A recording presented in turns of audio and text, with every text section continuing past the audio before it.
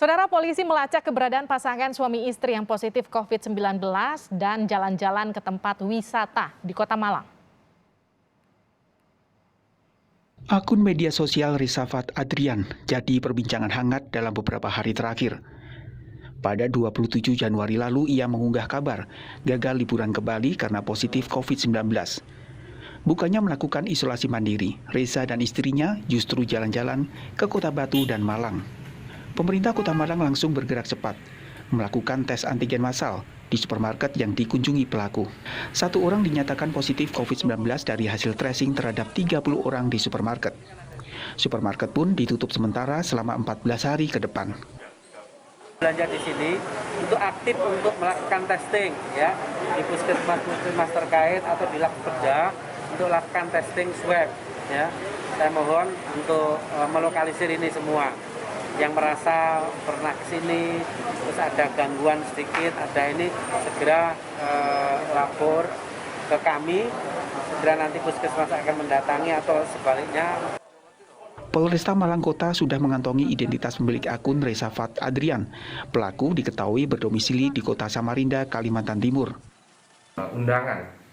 Surat undangan kepada yang bersangkutan untuk dimintai klarifikasi resminya. Kami juga telah berkoordinasi dengan Polresta Samarinda, Polda Kalimantan Timur, manakala yang bersangkutan masih positif COVID atau kesehatannya belum sepenuhnya pulih, maka nanti kami berkoordinasi dengan penyidik di sana bisa diselenggarakan secara daring dalam permintaan klarifikasinya. Demikian. Bila terbukti bersalah, pemilik akun akan dijerat dengan Undang-Undang Nomor 6 Tahun 2018 tentang karantina kesehatan. Tim Liputan Kompas TV. Saudara, apa perkembangan terbaru dalam kasus ini? Kita akan tanyakan kepada Kompol Tinton Yuda Riambodo, Kasat Reskrim Polresta Malang Kota. Selamat malam, Pak Tinton. Selamat malam, Mbak. Selamat malam. Pak Tinton, jadi siapa orang yang berkeluyuran di tengah atau ketika sedang positif COVID ini? Ya, jadi kita berdasarkan dari ada akun tersebut, kita melakukan penyelidikan terhadap siapa sih pemilik dari akun tersebut. Yang alhamdulillah sudah kita dapatkan dari pemilik akun tersebut dan kita sudah memanggil daripada yang bersangkutan. Kita juga meminta bantuan daripada Polresta Samarinda untuk meminta bantuan untuk mengirimkan surat panggilan dari kami tersebut, Mbak. Baik, Pak Tinton, ini kan terjadinya di Banyuwangi, yang bersangkutan ke Malang, tapi kemudian tinggalnya di Samarinda. Jadi bagaimana ceritanya orang positif COVID dari Banyuwangi bisa ke Samarinda? Ya, jadi ini kan ceritanya mungkin dari yang bersangkutan tersebut adalah berencana mau ke Bali kalau kita melihat dari ya, tetapi untuk lebih jelasnya lagi kita masih perlu mendalami daripada keterangan nanti daripada saat yang bersangkutan sudah kita bisa mintai keterangan di Polresta Malang Kota, Mbak. Oke, karena ini cuma sekedar baru cuman informasi dan keterangan-keterangan saja. Nanti dari fakta real mungkin bisa kita dapatkan dari keterangan pemeriksaan nanti. Pak Tinton, tapi orangnya sekarang ada di mana? Di Samarinda atau masih di Jawa? Di daerah Kalimantan, Mbak, dari Samarinda, Mbak. Loh, tapi kejadiannya dia di Banyuwangi. Ini kan lagi positif COVID ya, Pak Tinton ya? Coba koreksi saya kalau saya salah. Beliau ini yang bersangkutan di Banyuwangi mau nyebrang ke Bali, positif COVID, kemudian jalan-jalan ke Malang. Betul ya? Terus kalau informasinya, kalau dari kata-katanya dari tersebut mungkin seperti itu, Mbak. Tetapi kami masih belum bisa secara detail, secara pasti untuk menentukan itu karena isu yang beredar cukup banyak.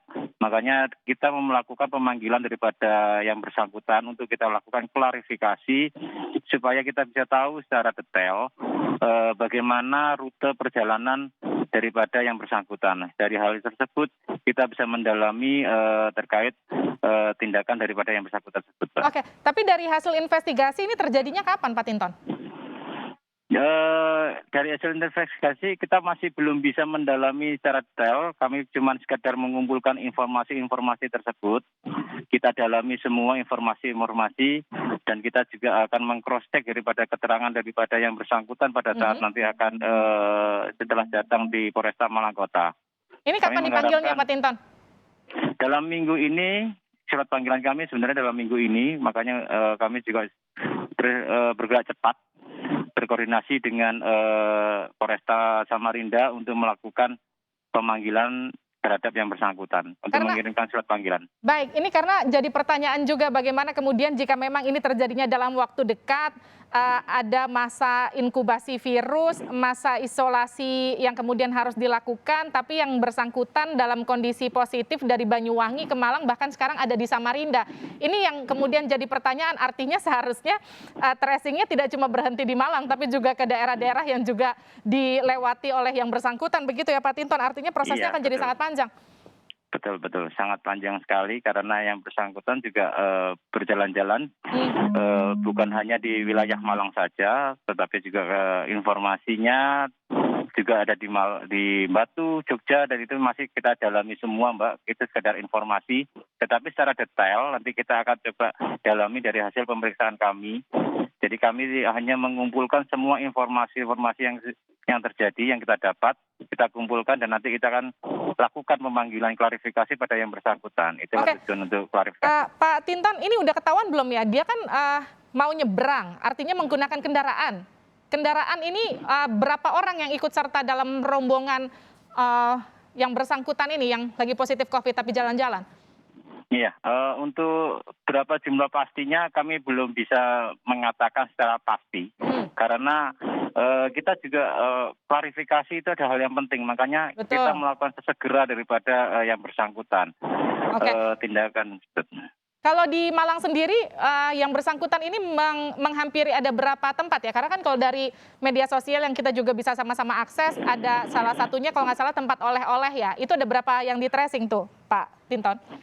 Dari kemarin mungkin dari Pemkot sudah melakukan tracing di sana juga dengan beberapa, sehingga termonitor informasinya adalah ada satu orang yang terpapar COVID pada saat itu. Tetapi perlu kita ketahui bahwa upload tersebut adalah tanggal 27 Januari.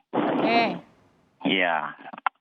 Jadi kita harus memastikan dulu, upload memang tanggal 27, tapi kan belum bisa kita pastikan apakah waktu tanggal 27 tersebut dia ada di sana, di salah satu pusat olahraga tersebut, atau tanggal-tanggal sebelumnya. Ini harus kita dalami lagi. Pak Tinton, ini kan katakanlah kalau kita bicara soal COVID sepanjang 2 tahun yang ada di seluruh dunia termasuk di Indonesia, ini pasti bukan kejadian pertama. Orang positif COVID jalan-jalan membahayakan orang lain. Coba tolong kasih tahu semua pemirsa di seluruh Indonesia, ancamannya apa sih Pak Tinton, biar orang tuh juga sama-sama aware bahwa kalau kalian positif COVID, keluyuran itu ada ancaman hukumannya loh. Iya, jadi kita sudah tahu bersama bahwa dalam Undang-Undang Kekarantinaan di pasal 93 sudah dijelaskan bahwa setiap orang yang tidak memenuhi penyelenggaraan karantina kesehatan dan menghalang-halangi penyelenggaraan karantina kesehatan sehingga menyebabkan kedaruratan kesehatan masyarakat, itu pun dapat dipidana dengan pidana penjara 1 tahun. Itu salah satu bentuknya. Masih ada beberapa pasal-pasal yang lain nanti yang bisa kita terapkan terhadap hal itu. Intinya masyarakat harus lebih bersabar untuk apabila sedang terkena COVID. Ini adalah suatu cobaan dan harus tidak mementingkan egonya dia sendiri terkait untuk ingin jalan-jalan. Tetapi sadarilah masyarakat yang lain juga memiliki keluarga yang dilindungi. Jangan karena ego kita sehingga dia jalan-jalan dan akhirnya membahayakan untuk yang lain.